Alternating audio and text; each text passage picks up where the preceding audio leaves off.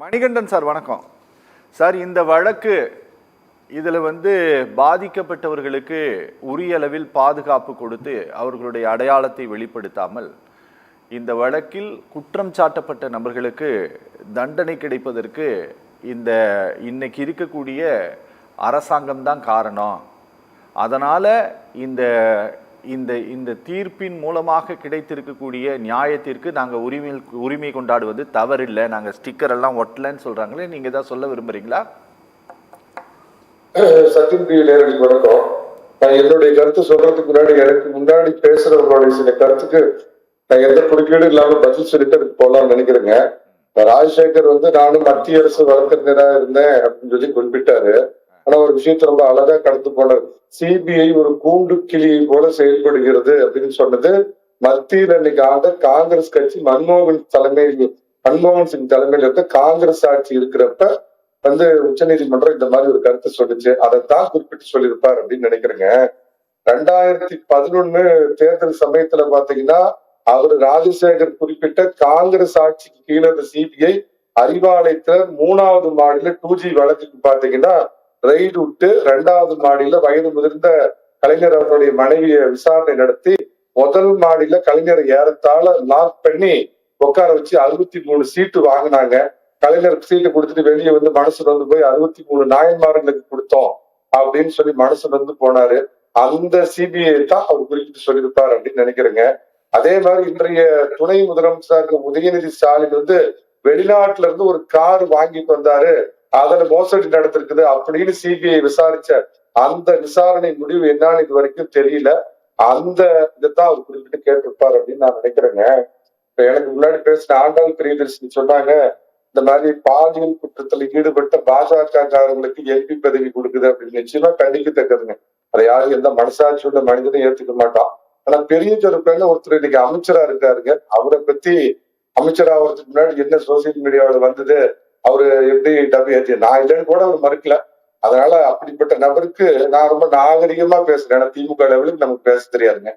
அவரு அமைச்சர் பதவியே கொடுத்து அழகு பார்த்து வச்சிருக்கிறது நம்ம திமுக. எப்படி பிஜேபி நீங்க எம்பி பதவி கொடுக்குதுன்னு சொன்னீங்க, அதை நான் ஏத்துக்கிறேன். நீங்க அமைச்சர் பதவியே கொடுத்து நான் யாரு பார்த்தெல்லாம் பெரிய கருப்பேன்னு இன்னைக்கு ஒருத்தர் உட்கார்ந்துருக்காரு. அதை ஞாபகப்படுத்த விரும்புறேங்க. கொடநாடை பத்தி மரியாதைக்குரிய திமுக செய்தி தொடர்பாளர் சொன்னாங்க, கிட்டத்தட்ட 4 ஆண்டு இந்த 7 ஆட்சி போக போகுது, இன்னும் ஒரு 8 மாசமா இருக்குது, 8 அமாவாசை தான் இருக்குது. நான் உங்க மூலமா மரியாதைக்குரிய முதலமைச்சருக்கு கேட்கிறேன், ஆட்சிக்கு வர்றப்ப அப்படி சவால் விட்டார். கொடநாடு உண்மை குற்றவாளிகளை கூண்டில் ஏற்றி நாங்கள் தண்டிப்போம்னு சொன்னாரு. உண்மையாலுமே இந்த அரசுக்கு ஆண்மை இருந்தால், நான் திரும்ப சொல்ற தனிப்பட்ட மனிதர்களை சொல்ல, இந்த அரசுக்கு அது சொன்ன வார்த்தைப்படி நடக்கக்கூடிய அரசியல் ஆண்மை இருந்தால் கொடநாடு குற்றவாளிகளை நேரடி கைது பண்ணிருக்கணுமா இல்லையா? அப்ப ஏமாத்துகள் அம்மாவுடைய மரணத்துல உண்மை குற்றவாளிகளை நாங்க கூண்டுக்கு முன்னாடி நிறுத்துவோம்னு சொன்னீங்களா, உண்மை குற்றவாளிகளை நீங்க நிறுத்துனீங்களா? அரசியலுக்காக அற்பத்தனத்துக்காக நீங்க சொன்ன குற்றச்சாட்டு யார மனசுல வச்சு நீங்க சொன்னீங்கன்னு தெரியும். இன்னாரும் அந்த மாதிரி உங்களுக்கு என்ன உங்ககிட்ட டிவிஐசிபியா, உங்ககிட்ட எஸ்பிசிஐடி இல்லையா, சிபிசிஐடி இல்லையா, உங்களால கண்டுபிடிக்க முடியும் இல்லையா? அப்ப நீங்க விரும்பின மாதிரி அங்க எதுவும் நடக்கல, எதுவும் இல்ல. அது உங்க முகத்துல கரிச்சாயம் பூசிச்சு அதையே இந்த அம்மா எப்படி ஒரு பாகமாக எடுத்து வைக்கிறாங்க அப்படின்னு எனக்கு தெரியலைங்க. அதிமுகவுல அவரோட கண்ட்ரோல் எடப்பாடி பழனிசாமி கண்ட்ரோல்ல இருக்குதா இல்லையான்னு ரொம்ப கவலைப்பட்டாங்க. ஆட்சிக்கு 2வது வருஷமே 2 பேரும் சேர்ந்து 25,000 கோடி 30,000 கோடி அடிச்சுட்டாங்க அப்படின்னு பேசின அன்றைய நிதியமைச்சர் பழனிவேல் ராஜனையும் இன்னைக்கு சட்டசபையிலேயே யாருக்கிட்ட அதிகாரம் பணம் திறமை இருக்குதோ அவங்ககிட்ட போய் கேளுங்கன்னு முதலமைச்சருக்கு முன்னாடியே எதிர்த்து பேசுற பழனிவேல் ராஜன் திமுகவுல தான் இருக்கிறாரா, அது திமுக தலைவரா ஸ்டாலின் தான் இருக்கிறாரா அப்படின்னு அவங்க கொஞ்சம் கேட்டு சொன்னா போதுங்க. அதே மாதிரி பிறல் சாட்சியை பத்தி 2 பேரும் ரொம்ப கவலைப்பட்டாங்க. அதே நம்ம செந்தில் பாலாஜி வழக்குல எப்படி பிறல் சாட்சி ஆச்சு அப்படிங்கறத பத்தி கொஞ்சம் பேசியிருந்தா பரவாயில்ல. 4,000 கோடி ரூபாய் மணல் திருடி ஈடிக்கிட்ட மாட்டிட்டு இருக்கிறாங்கல்ல, அதுல எப்படி திமுக ஆட்சியில இருக்கிறப்ப இவங்க பிறல் சாட்சியா இருந்தாங்க அப்படிங்கறதையும் கொஞ்சம் சொன்னா பரவாயில்லைங்க. ஈடியோட ரெய்டுக்கு எதிராக டாஸ்மாக் நிர்வாகமும் தமிழக அரசும் ஒரு வழக்கை உயர்நீதிமன்றத்துல தொடர்ந்துட்டு நீதிபதி ஒருத்தர் விலகின உடனே எங்களுக்கு இந்த உயர் நீதிமன்றத்துக்கு மேலேயே நம்பிக்கை இல்லை. ஆளுங்கட்சியா இருக்கிற திமுக இந்த உயர் நீதிமன்றத்துக்கு மேலேயே நம்பிக்கை இல்லை, வழக்கை வேற ஏதாவது ஒரு மாநிலத்துக்கு மாத்துங்க அப்படின்னு உச்ச நீதிமன்றத்துல போய் அங்க கொட்டு வாங்கிட்டு திரும்ப இங்க வந்து கொட்டி வாங்கின நீதிமன்றத்துல இவ்வளவு இதை இவங்க வச்சுக்கிட்டு இவங்க பேசுறாங்க. இப்ப நீங்க கேட்ட வழக்குக்கு வர்றேன். 6 அறிவு படைத்த எந்த மனிதனும் வரவேற்கத்தக்க ஒரு தீர்ப்புங்க. கட்சிக்காரன், திமுக காரன், அண்ணா திமுக காரன், பாஜக காரன், மனிதனா இருக்கிற ஒரு 6 அறிவு படைத்த எந்த மனிதனும் இந்த வழக்கினுடைய தீர்ப்பை வரவேற்கத்தான் செய்வான். இதுக்கு ஆதரவா பேசுறான்னா அவன் வந்து 5 அறிவு இருக்கணும், இல்ல அவன் மனித பிறவியாவே இருக்கக்கூடாது. அவங்க மாற்று கருத்து இல்லைங்க. சாகும் வரை இப்ப ஆயுள் தண்டனை அப்படின்னு கொடுத்திருக்கிறாங்க. அநேகமா அதை நான் பின்னாடி வர்றேன். 2019 அவங்க 2 ஆண்டாள் பிரியதர்ஷினி 2 விஷயம் சொல்லி குறிப்பிட்டாங்களா, மத்திய பாசக அரசு அதுக்கப்புறம் தான் ஒரு சட்ட திருத்தம் கொண்டாந்து இந்த மாதிரி பாலியல் குற்றச்சாட்டுல ஈடுபடுறவங்க மேல உச்சபட்சமான தண்டனை கொடுக்கணும் அப்படின்னு சட்ட திருத்தம் கொண்டு வந்த குன்றிய அரசு பாசக அரசுக்கு என்னுடைய நன்றியை தெரிவிச்சிடுறேங்க. மிக நேர்மையான முறையில் மத்திய அரசின் கூண்டு கிளியாக மன்மோகன் சிங் ஆட்சியில் செயல்பட்ட சிபிஐ பாஜக ஆட்சியில் மிக நேர்மையாக செயல்பட்டு அன்றைய கூட்டாளி அதிமுக காரர்களை சம்பந்தப்பட்டிருக்கான், மறுபடியும் கூட்டு சேர்ந்துட்டு அதிமுக காரர்களை சம்பந்தப்பட்டிருக்காங்க. அதை பத்தி எந்த கவலையும் படாம நேர்மையா வழக்கு நடத்துற சிபிஐக்கு முதல்ல பாராட்டு தெரிவிக்கிறேங்க. விமர்சனம் வந்த உடனே சிபிசிஐடிக்கு இந்த வழக்கு முதல்ல மாத்தினார் திரு எடப்பாடி பழனிசாமி. அதுக்கப்புறம் ஒரு மஞ்சள் பத்திரிகையோடு சேர்ந்து திமுக பெரிய ஆர்ப்பாட்டம் போராட்டம் பண்ணி சிபிஐ வேண்டும்னாரு. உடனே சிபிஐக்கு தான் புடிச்சுக்க அப்படின்னு மாத்தினாரு. அந்த எடப்பாடி பழனிசாமிக்கு மறுபடியும் ஒரு தரங்க. இந்த வழக்குல வெற்றிக்கு அடிப்படை என்பதுதான் முக்கியமான பாயிண்ட்டுங்க. அந்த புகார் கொடுத்த முதல் பெண்மணியை பத்தி ஏதாவது விவரம் வெளியே தெரிஞ்சுதா? அவங்க பேரோ ஊரோ வயதோ திருமணமா எதுவுமே தெரியல. ஏன்னா ரகசியம் காப்பாற்றப்பட்டது கடந்த எடப்பாடி பழனிசாமி ஆட்சியில. பாதிக்கப்பட்டவர் எந்த விதத்திலையும் பிரபலப்படுத்தக்கூடாது, பொதுவெளியில் அவர் அசிங்கப்படக்கூடாது என்ற அடிப்படையில தான் அடுத்து வந்து புகார்கள் குவிஞ்சுது.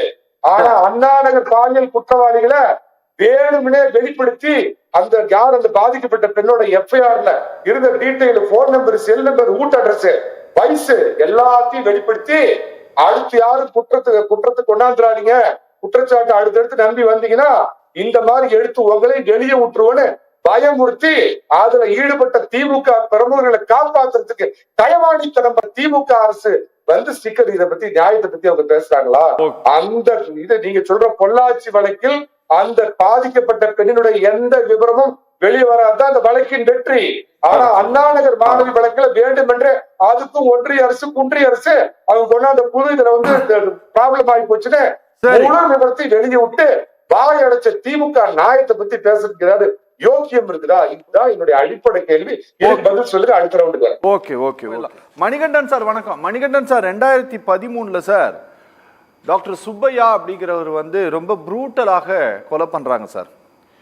அதுல வந்து பாத்தீங்கன்னா இந்த விசாரணை நீதிமன்றம் என்ன பண்ணுதுன்னா ஒரு 7 பேருக்கு தூக்கு தண்டனை கொடுக்குது, 2 பேருக்கு ஆயுள் தண்டனை கொடுக்குது சார். அந்த வழக்கு அப்படியே ஹைகோர்ட்டுக்கு வருது சார். ஹைகோர்ட்டுக்கு வந்தால் என்ன நடந்தது அப்படின்னா எல்லா தண்டனையுமே ரத்தாயிடுச்சு. அதனால் இன்னைக்கு வந்து இந்த தீர்ப்பில் வழங்கப்பட்டிருக்கக்கூடிய தண்டனை இது உயர்நீதிமன்றத்தில் அப்படியே இருக்கும், இது குறையாமலே இருக்கும் அப்படிங்கிற மாதிரியாவது ஏதாவது இந்த இந்த இந்த இந்த இந்த சட்ட நடைமுறைகள் ஏதாவது உத்தரவாதத்தை கொடுக்க முடியுமா சார்? அப்படி ஏதாவது இருக்கா? இன்னைக்கு சென்னையில உருளைக்கிழங்கு கிலோ என்ன விலைங்க? திருவான்மையூர்ல ஏதோ பயங்கர டிராபிக் நாங்க அதை பத்தி தான் கேள்விப்பட்டீங்களா? என்ன சார் புரியல? இல்லைங்க, சென்னையில உருளைக்கிழங்கு இன்னைக்கு கிலோ என்ன விலைன்னு கேக்குறேன். திருவான்மையூர் பக்கம் ஏதோ பாத்தீங்கன்னா பீச் ரோட்ல எல்லாம் பயங்கர டிராபிக் நாங்க அதை பத்தி ஏதாவது கேள்விப்பட்டீங்களா? அந்த சைடு தான் சார் போறாங்க, எப்பவுமே டிராபிக் இருக்கும். உருளைக்கிழங்கு என்ன விலைங்க? உருளைக்கிழங்கு என்ன சார் 40-50 ரூபா ஒரு கிலோ.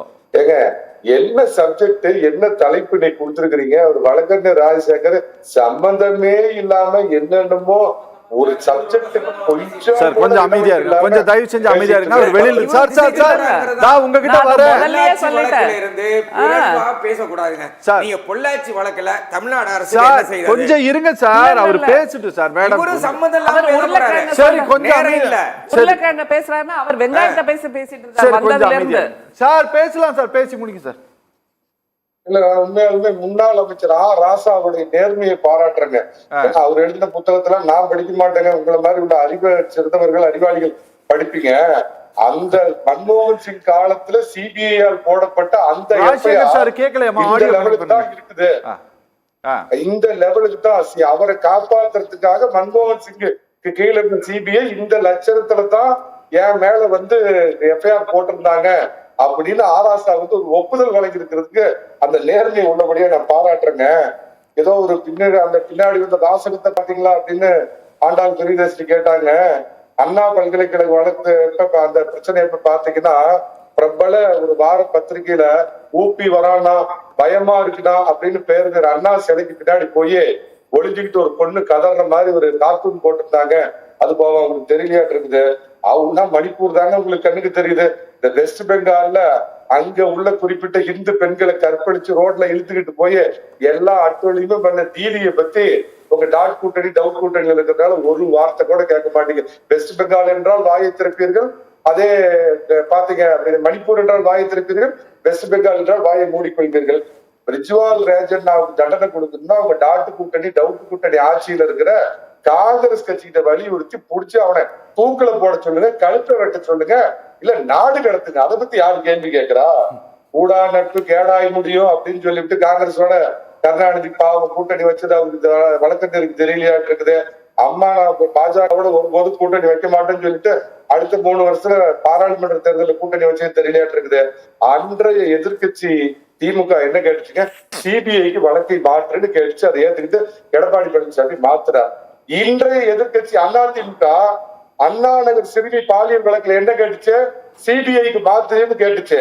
கள்ளச்சாராய தாலி அறுத்து 66 பேர் சாவுக்கு சிபிஐக்கு மாத்துங்கன்னு அதிமுக கேட்டப்ப சிபிஐ விசாரணைக்கு எதிராக உச்சநீதிமன்றம் வரைக்கும் போய் சிபிஐ வழக்கு வேண்டாம், எங்க சிபிசிஐடி வழக்கே போதும் அப்படின்னு என்ன இரட்டை நிலைப்பாடு. அன்னைக்கு நீங்க சிபிஐ எதிர்கட்சியா இருந்து விசாரணை கேட்டீங்க, இன்னைக்கு அதிமுக கேட்கிறப்ப அது ஏன் நீங்க டபுள் ஸ்டாண்ட் எடுக்கிறீங்க?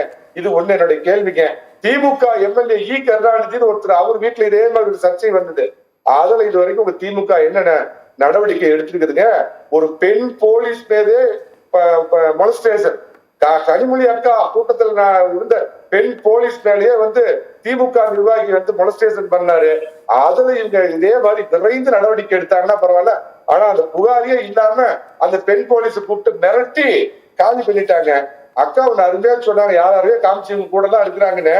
இந்த ஞானசேகரன் அப்படின்னு அண்ணாமலை பல்கலைக்கழக பாலியல் சீண்டல் குற்றவாளி மா சுப்பிரமணியத்துக்கு டெய்லி பிரியாணி போட்டாரு. 2 பேர் தான் மத்தியானத்துல உட்காந்து சாப்பிடுறாங்க. மாசு இல்லாத மாசோட தான் அவர் எந்த நேரமும் பார்த்தா உட்காந்து. இந்த தொடர்புலாம் கொஞ்சம் திமுக அரசு ஏதாவது விசாரணை நடத்தி வெளியே கொண்டாந்தா பரவாயில்ல.